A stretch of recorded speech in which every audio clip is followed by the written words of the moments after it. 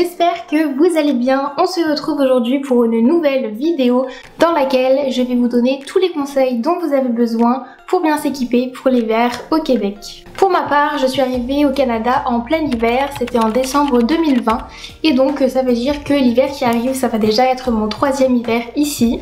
Pour cette raison, je suis déjà bien équipée et je vais pouvoir vous partager Pour cette raison, je suis déjà bien équipée et je vais pouvoir vous partager ce que je considère comme mes indispensables. Je vais donc vous expliquer quoi et comment choisir ce dont vous avez besoin. Pour le coup, dans cette vidéo, je vais vraiment inclure toutes les personnes, donc peu importe où vous êtes au Québec. Ce sera aussi également une vidéo pour tous les budgets, donc autant pour les personnes qui ont envie d'investir que pour les personnes qui ont besoin seulement du nécessaire. Il y aura donc beaucoup de conseils et de bons plans. Avant de totalement commencer cette vidéo, je voulais vous faire un petit rappel sur la météo. Je fais cette vidéo, on est le 15 novembre et je pense qu'il est grand temps de la faire puisque en général les premières neiges arrivent vers mi-novembre, fin novembre. Les températures en général tournent autour des 3 à moins 3 degrés. Pour les dernières neiges, selon les années, ça se situe plutôt autour des mois de mars, avril, mai. Donc on est quand même sur un hiver qui est très long. En mai, je vous rassure, en général c'est quand même très rare et on commence déjà à voir l'arrivée du printemps. Pour ce qui est du mois de décembre, les températures tournent autour de moins 3 à moins 12. Évidemment, ça peut être plus comme ça peut être moins. Et on commence déjà à observer une couche de neige assez importante. Vers la période de Noël, donc fin décembre, le froid commence vraiment à se faire ressentir puisqu'on s'approche des mois les plus froids et les plus enneigés, à savoir janvier et février. Voilà, donc on est quand même sur un hiver avec des températures qui descendent en général jusqu'à moins 30. L'année dernière, on a déjà eu des ressentis moins 40, à savoir que le ressenti est souvent autour de moins 5, moins 7 à moins 10 degrés au-dessus de la température indiquée, puisqu'il y a souvent beaucoup de vent et c'est un vent qui est vraiment très froid. Et évidemment, c'est pourquoi je vais vous donner tous les conseils pour bien s'équiper. Je me suis décalée sur le côté pour pouvoir laisser la place aux vidéos. Donc on va pouvoir commencer avec la première partie qui est les vêtements. Pour toutes les marques qui vous sont conseillées, qui font vraiment de super bons produits pour l'hiver canadien, je vais afficher toute la liste juste ici. Vous allez pouvoir retrouver ça dans les magasins de sport tels que Sport Expert. Vous pouvez retrouver ça aussi sur les sites internet en ligne de toutes ces marques-là, ainsi que leur boutique directement. Pour les vêtements, évidemment, la base de la base, ça va être le manteau et donc tous les petits conseils pour choisir correctement votre manteau. Les conseils qu'on a reçus et qu'on a appliqués sont déjà un manteau imperméable. La neige, c'est de l'eau, donc ça mouille. Évidemment, tout ce que vous allez acheter, il faut absolument que ce soit imperméable. De deux, il va falloir que votre manteau soit affiché comme résistant aux températures de moins 30 degrés. C'est vraiment important de choisir un manteau en conséquence des températures puisqu'ils sont vraiment faits pour, et que si vous avez un manteau qui n'est pas fait pour, vous risquez vraiment d'avoir très froid. Et on parle pas seulement d'un froid qui donne froid, on parle vraiment d'un froid qui gèle, c'est-à-dire qu'on ne sent plus son corps du tout. Le troisième petit conseil concernant le manteau, ce serait qu'il vous arrive en dessous des fesses. C'est vraiment la longueur appropriée. Plus long, ça risque de vous gêner si vous comptez marcher longtemps dehors dans la neige, puisque des fois les couches sont très hautes et qu'il faut faire quand même des grandes enjambées. Donc au-dessus du genou, très important pour pas être trop gêné dans les mouvements. Et en dessous des fesses, important. Pourquoi? Toujours par rapport à la neige qui monte, c'est important de pouvoir se protéger aussi le bas du dos et de pas avoir de la neige qui rentre dans le pantalon. Pareil, si jamais vous chutez, c'est plutôt agréable d'avoir le manteau sous les fesses quand vous tombez dans la neige. Pour le manteau aussi, n'oubliez surtout pas à ce qu'il y ait une capuche, c'est super important. Les capuches sont en général vraiment doublées et rembourrées, ce qui vous permet d'avoir un confort au niveau de la tête quand il neige énormément, puisque des fois il y a des tempêtes de neige, comme je vous l'ai dit, il y a énormément de vent. Donc une capuche c'est vraiment très important, et pour ceux qui ne sont pas fans de bonnet, je trouve que ça replace très bien le bonnet, même si c'est toujours mieux d'avoir un bonnet en dessous sa capuche. Pour ce qui est des manteaux qu'on a choisis, les nôtres sont de la marque Noise. C'est une marque qui est vraiment vraiment engagé et qui fait des manteaux vegan. En plus de ça, je trouve que esthétiquement ils sont vraiment très beaux et pour le coup c'est pour ça que nous on les a choisis. Donc je vais vous insérer juste ici une petite vidéo de mon manteau à moi. Je crois que c'était le modèle Ariana, en tout cas je vous laisserai aller voir le site de Noise. Le mien c'est donc celui-ci, je le trouvais super mignon avec la petite ceinture. C'est vrai que moi j'aime bien tout ce qui est un petit peu quand même féminin, je suis pas fan des grosses doudounes, donc un manteau long comme ça avec une ceinture et comme une espèce de petite doublure argentée, et je trouvais que ça faisait vraiment toute la différence. En tout cas je l'aime trop et voilà, je le trouve super joli. Pour ma soeur c'est donc un modèle assez long, fin et qui lui va trop bien. Vous avez aussi différents modèles avec une capuche à poil, sans poil. Avec ma soeur on a préféré sans poil, mais ça c'est vraiment question d'esthétique. Ma mère pour le coup on a pris un avec poil qui ressemble un petit peu au mien, mais voilà en tout cas pour son manteau à elle. Et ma mère a aussi ce deuxième manteau qui est d'une couleur kaki. Donc voilà, c'est sûr qu'à un moment quand vous êtes là depuis plusieurs années vous avez envie de changer un petit peu parce que le manteau c'est vraiment le seul que vous avez pour tout l'hiver. Donc à un moment on aimerait changer un petit peu. Ma sœur a aussi une doudoune The North Face que je vais vous afficher juste ici. À savoir les The North Face c'est vraiment très bien aussi. C'est beaucoup mieux évidemment pour la vie de tous les jours, moins pour tout ce qui va être balade en extérieur. Donc c'est un manteau beaucoup plus esthétique, dans un style beaucoup plus street et qui est vraiment très tendance en ce moment chez les jeunes. Concernant mon père, il a choisi ce manteau là, donc vraiment un basique qu'il a trouvé chez Decathlon. Pour ce qui concerne le budget des manteaux, vous allez trouver de toutes sortes de budgets, mais en général c'est quand même une pièce qui coûte très cher, donc il faut vraiment investir. Je dirais que les premiers peut-être sont autour des 170-200 $. Le mien je pense qu'il avait dû coûter, c'est ça, aux alentours des 200, 250 voire 300. Les doudounes The North Face c'est une marque qui est encore vraiment plus chère, donc généralement il faut compter autour des 400-500 $. Mais voilà, en tout cas si vous voulez acheter neuf, ces marques là ça va être quand même un sacré budget, donc il va falloir plutôt investir. Maintenant qu'on vient de voir la pièce principale, on va pouvoir passer aux autres indispensables en partant de la tête vers les pieds pour que ce soit un petit peu plus facile à suivre. Donc toujours conseiller évidemment un bonnet. Le bonnet j'ai pas vraiment de conseils là-dessus. C'est vraiment pas obligé d'en avoir des très chauds. C'est même pas forcément conseillé d'en avoir des très chauds puisque en général on évite tout ce qui va être trop chaud où vous allez pouvoir transpirer à l'intérieur. Parce que le problème c'est que en hiver quand vous transpirez en général ça fait l'effet inverse. Au lieu de vous réchauffer parce que vous avez trop chaud, ça va au final vraiment vous donner froid et c'est pas bon du tout. Donc évitez toutes les matières qui vont trop vous faire transpirer. Donc les bonnets, plutôt je vous dirais plutôt un bonnet assez léger puisque de toute façon vous avez la capuche du manteau à mettre par dessus. Ensuite on va passer à un petit accessoire, c'est la cagoule. Alors en général c'est un petit accessoire qui se vend, donc qu'on peut se mettre en couvre-visage, qu'on peut aussi se resserrer en mode bonnet ou qu'on peut se mettre tout simplement autour du cou. Ça c'est vraiment très utile. La cagoule ce sera un très bon moyen de protéger votre visage du froid puisque c'est la partie la plus dégagée, la moins couverte en fait. Et donc il va vraiment être beaucoup plus exposé et très froid. Je pense que vous verrez, c'est impossible de parler en hiver. Il y a un moment où tout votre visage se fige totalement. Petite parenthèse, évidemment il n'y a pas autant de neige dans tous les endroits du Québec. En général, tous les endroits un petit peu plus froids, ça va être les endroits les plus éloignés de la ville. Donc tout ce qui va être ville et centre-ville. Déjà de 1, c'est très bien déneigé. Donc les routes sont tout le temps déneigées. Même quand il neige, il y a des déneigeuses qui passent régulièrement.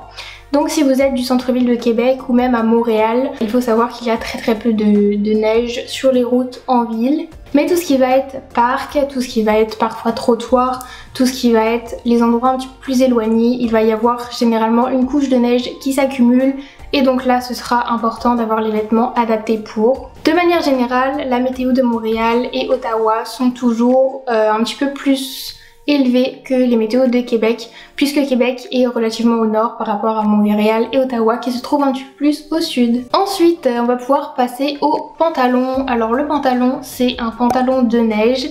Oui il faut vraiment s'équiper comme au ski pour l'hiver au Canada. Non, plus sérieusement il vous faut un pantalon de neige, donc ça c'est vraiment plus dans le mood de si vous comptez vraiment faire des sorties, des petites balades en hiver à l'extérieur comme des randonnées ou même des balades un petit peu plus longue pour visiter la nature. Si vous comptez ne rien faire de tout ça, ce sera pas très utile. Vraiment pour la vie de tous les jours, c'est pas forcément utile, bien que des fois quand vous avez vraiment des endroits qui sont mal déneigés, ça peut vous être utile. Concernant nos pantalons de neige, il me semble qu'on les avait trouvés soit à Decathlon, soit à Amazon. Pareil, je vais vous incruster les petites images ici. Honnêtement, je trouve ça plutôt joli. J'avais peur au début, je me suis dit mais avec tout l'équipement, je sais pas à quoi on va ressembler au final. Et franchement, je trouve ça plutôt mignon. C'est franchement pas inconfortable, c'est vraiment très pratique quand vous voulez sauter dans la neige puisque vous n'avez aucun problème. Et évidemment, toujours le conseil numéro 1, c'est l'imperméabilité qui est toujours principale, vraiment super importante. Au niveau des budgets de pantalons de neige, c'est pareil, je vous dirais qu'il y a un petit peu de tous les prix selon les marques, selon les nécessités, etc. Mais honnêtement, c'est vraiment pas la peine de mettre très cher. Je pense que le pantalon, déjà franchement, un seul ça suffit largement, vous n'êtes vraiment pas obligé d'en avoir plusieurs. Et généralement, les prix tournent autour de 40, 50, 60, 70 $. Les moins chers restent toujours Amazon et Decathlon. Ensuite, toujours pour rester dans le haut et bas du corps, je vais vous parler, donc c'est pas des sous-vêtements mais c'est quand même des vêtements qu'on met en dessous. Tout ça pour dire, il vous faut aussi absolument des vêtements en lycra. Ça je sais que franchement le budget c'est vraiment pas très cher. C'est-à-dire que vous allez pouvoir en trouver par exemple à Decathlon vraiment pas très cher. C'est peut-être autour de 10 $ pièce. Et franchement ça fait toute la différence, donc à mettre en général en dessous vos vêtements habituels. Donc par exemple vous mettez un haut de lycra, un bas de lycra, et vous pouvez mettre par-dessus votre tenue et dans ce cas là ça vous fait vraiment une double épaisseur vraiment chaude. Aussi ça va être super important si jamais vous voulez pas forcément mettre de couches en dessous mais plutôt rajouter des couches au dessus, ça dépend vraiment de ce que vous préférez. Mais dans le même cas vous avez aussi tout ce qui va être vêtements polaires qui vont être des vêtements un petit peu plus doublés et donc vous n'êtes pas obligé de mettre plusieurs couches. Moi je sais que je m'étais acheté un legging polaire, donc voilà c'est vraiment un legging qui va être doublé polaire à l'intérieur. Vous pouvez vous acheter des hauts de la même façon, etc. Ensuite on va passer aussi à ce que je trouve le plus important, on va passer aux gants pour les petites mains puisque c'est impossible en fait de sortir sans gants, sinon en 3 secondes vous avez les mains complètement gelées et les doigts, c'est impossible de les bouger. Et autant vous dire que même avec des gants en général vous avez froid aux mains. Donc pour les gants je vous dirais qu'il y a deux types. Il va y avoir les gants donc à 5 doigts et il va y avoir les moufles à 2 doigts comme ça. Et ça va vraiment dépendre de votre besoin et de votre usage surtout. Nous je sais qu'on a privilégié plutôt des gants puisque moi j'aime bien être libre de mes mouvements puisque je trouve qu'avec les moufles on est quand même très limité. C'est pas pratique d'attraper beaucoup de choses. Il faut savoir que les moufles sont plutôt recommandés au niveau de la chaleur. Comme tous les doigts sont ensemble, la chaleur se concentre vraiment plus et donc vous avez vraiment plus chaud aux doigts. Contrairement aux gants où vos doigts sont tous individuels et donc ils peuvent pas se réchauffer ensemble. Donc pour ce qui est des gants, toujours condition numéro 1, l'imperméabilité, super important, vous allez toujours être en contact avec la neige. Pour notre part, on avait acheté ces petits gants là chez Amazon et c'est des gants qui sont doublés à l'intérieur, qui sont imperméables et qui sont exprès tactiles pour les téléphones portables. Donc voilà, question encore de praticité, beaucoup plus pratique d'avoir des gants tactiles. Pour ce qui est des gants, je pense que c'est vraiment pas très cher. Ceux-ci, je me rappelle plus exactement du prix, ça devait tourner autour des 15-20 $. C'est pas non plus excessif et vous pouvez vraiment trouver de tous les prix qui vont convenir parfaitement. Ensuite on passe au niveau des pieds. Alors les pieds, quoi prendre? Déjà l'indispensable ça va être les bottes. Alors les bottes de neige, je vous dirais les conseils, encore une fois ça va être une question de hauteur. Je vous dirais de ne pas prendre des bottes très basses si vous en faites une utilité plutôt pour aller marcher dans la neige, pour faire donc des balades, etc. Si c'est vraiment pour un usage plutôt quotidien, ce sera pas un problème sur des routes dégagées si vous êtes en plein centre-ville ou quoi que ce soit. Mais dans l'idéal, ne pas prendre des bottes trop courtes puisque des fois la neige arrive vraiment peut-être au niveau de la hanche. Ça ne sert à rien si vous mettez votre pied dans la neige et que la neige passe au-dessus, la neige rentre dans la botte et c'est juste super désagréable. La vidéo s'est coupée mais voilà, donc très important de ne pas prendre des bottes trop basses. Toujours l'imperméabilité. Autre point, vérifiez aussi que ce soit des bottes adaptées au températures. Si vous prenez des bottes qui sont pas assez chaudes, pas assez fourrées, vous allez avoir froid aux pieds très rapidement et je peux vous dire que même avec des bottes faites exprès, vos doigts de pied se congèlent très rapidement et ça fait super mal. Donc priorisez vraiment quelque chose de confortable, quelque chose de très chaud. Et je pense que s'il y a aussi quelque chose dans lequel investir, c'est vraiment les bottes. Après encore une fois, il va y avoir vraiment de toutes les tranches de prix. Pour ma part, j'ai deux paires. J'ai commencé avec une paire qu'on avait trouvée sur Amazon, il me semble autour des 60 $, qui faisait vraiment très bien l'affaire, mais qui n'était pas le top du top niveau esthétisme et c'est sûr qu'à un moment on s'en lasse. Donc après j'avais demandé pour mon anniversaire des bottes un petit peu plus jolies, donc après j'ai pris ce modèle. Celles-là ce sont des Cougar et franchement elles sont top, elles sont juste trop jolies je trouve. Ça fait un petit peu le bottes d'Esquimau mais voilà, très dans l'ambiance hiver du Canada. Pour ma soeur elle a ces bottes là, il me semble que ce sont des Sorel et puis voilà, il y a aussi des Columbia et vous pouvez donc en avoir de toutes les sortes, des hautes, des basses en fonction des activités que vous allez faire. C'est sûr qu'avoir des bottes hautes quand vous allez en cours etc, c'est pas toujours le plus pratique, donc c'est toujours mieux d'en avoir deux paires, mais encore une fois c'est pas le budget de tout le monde, c'est franchement pas très grave si vous en avez qu'une seule paire. Pour mon père, il a ces bottes là, je sais plus si c'était Amazon ou Decathlon. Pour toutes les bottes, tout ce qui est Sorel, Columbia, il va falloir vraiment mettre un petit peu plus le prix, les Cougar aussi. Moi je sais que je les avais eu moins chers dans les bons plans que je vais vous annoncer juste après. Mais en général, pour des bottes de ces marques là et avec un certain esthétisme, faut quand même compter au-dessus de 100 $, jusqu'à un bon 200 je pense, donc voilà. Autre petite chose, on va parler des chaussettes, puisque oui, il faut aussi se racheter des chaussettes. Le mieux c'est donc des chaussettes d'hiver qui sont faites soit en laine spéciale, quelque chose qui va vous tenir très chaud, en tout cas voilà, vraiment des chaussettes qui vont être spécialisées pour garder la chaleur. Donc en général on a soit des chaussettes doublées comme c'est notre cas, soit des chaussettes dans une matière spéciale, toujours à retrouver pour le coup un petit peu partout dans les magasins de sport, sur Amazon, Decathlon, etc. Ça il n'y a vraiment pas de problème et ça coûte franchement pas très cher. Maintenant que je vous ai présenté un petit peu tous les indispensables niveau vêtements, on va pouvoir passer au bon plan, donc où trouver tous ces vêtements mais de manière beaucoup moins chère, quitte à ne pas se ruiner, parce que oui, les vêtements d'hiver ça reste tout de même un investissement et on n'a pas toujours envie de dépenser des sommes folles dans tout ça.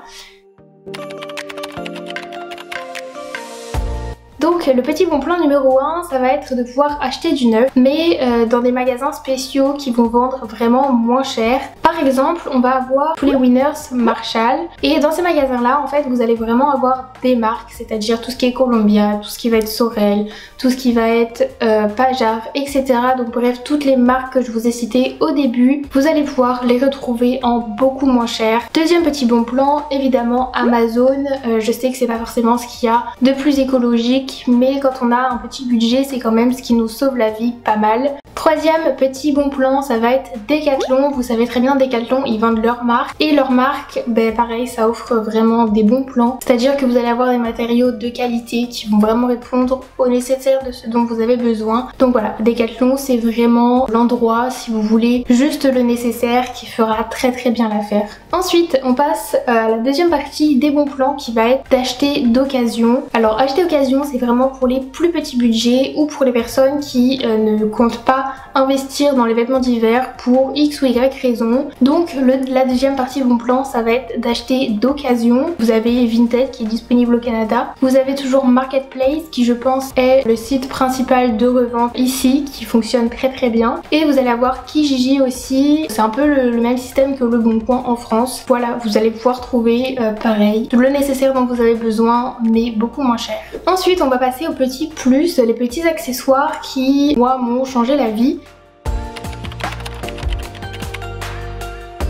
On va parler par exemple des petits chauffe-mains ou des petits chauffe-pieds. C'est vraiment des petites choses autocollantes que vous allez pouvoir placer soit dans vos poches, soit dans vos semelles de chaussures. Ça vous réchauffe vraiment les doigts et les orteils, puisque comme ce sont des extrémités, c'est vraiment les membres qui gèlent le plus rapidement, et je peux vous dire que c'est aussi le moins agréable. Donc très important à garder au chaud, c'est vraiment selon moi un indispensable à avoir. Deuxième petite chose, très important aussi, on va avoir les crampons. Donc c'est toujours un plus, vraiment un plus, si vous avez des crampons intégrés aux semelles de vos bottes. Et donc dans ce cas-là, les crampons sont vraiment très utiles. Ça, je sais que ça coûte vraiment pas très cher. Vous pouvez en trouver par exemple au Dollarama ou des choses comme ça. Sur Amazon, Decathlon, pareil.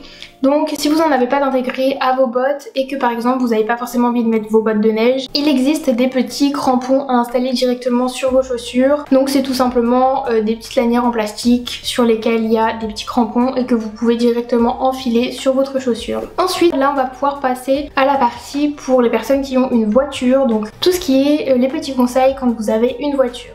Le petit conseil numéro 1, c'est de vous équiper avec un balai à neige. Alors moi j'appelle ça comme ça, mais je pense pas que ce soit le nom officiel. En fait c'est juste un petit balai à double manche avec un manche qui vous permet de pouvoir gratter, dégivrer votre voiture et un autre embout balai pour vraiment vous permettre de déneiger la voiture puisque la voiture est tout le temps enneigée, c'est-à-dire qu'il neige très souvent. Ensuite petit conseil pour les stationnements, je sais que vous avez des tempos, il me semble que ça s'appelle comme ça. C'est comme des espèces de petites tentes à voiture qui vont vous permettre justement de ne pas avoir à déneiger votre voiture tous les jours puisqu'en fait ça va tout simplement être un abri de voiture extérieure. Si vous n'avez pas envie d'avoir de petites tentes à voiture, vous pouvez toujours avoir votre stationnement déneigé. Alors pour ça il y a des sociétés qui passent, donc évidemment ça a un coût, c'est pas gratuit. À se renseigner en fonction des sociétés. En général demandez juste à votre voisin, ici ils ont tous ça, donc vous avez juste à demander conseil à votre voisin quand vous venez d'arriver. Et puis voilà, ils vont vous dire la société qu'ils utilisent et puis vous pouvez après demander pour avoir ce service. Sinon, autre petite chose, évidemment, démarrer la voiture bien avant. Là, on est quand même à un autre level que la France, donc démarrer la voiture avant.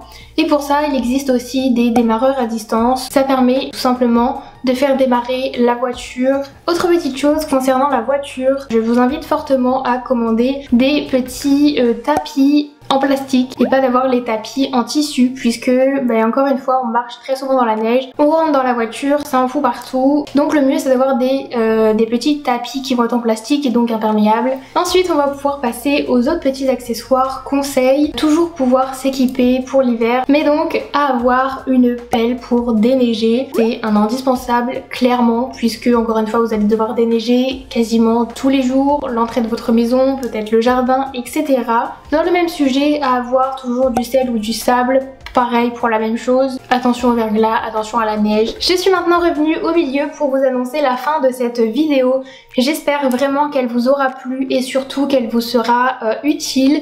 N'hésitez surtout pas, si c'est le cas, si elle vous a plu et qu'elle vous a été utile, à commenter, liker et partager, ça me donnerait vraiment beaucoup de force. En plus c'est mon grand retour, donc j'ai vraiment besoin de cette force là pour pouvoir continuer les vidéos et pouvoir me relancer, ça m'aiderait vraiment énormément. Sur ce, je vous fais plein de gros bisous et je vous dis à très vite pour une prochaine vidéo. Salut!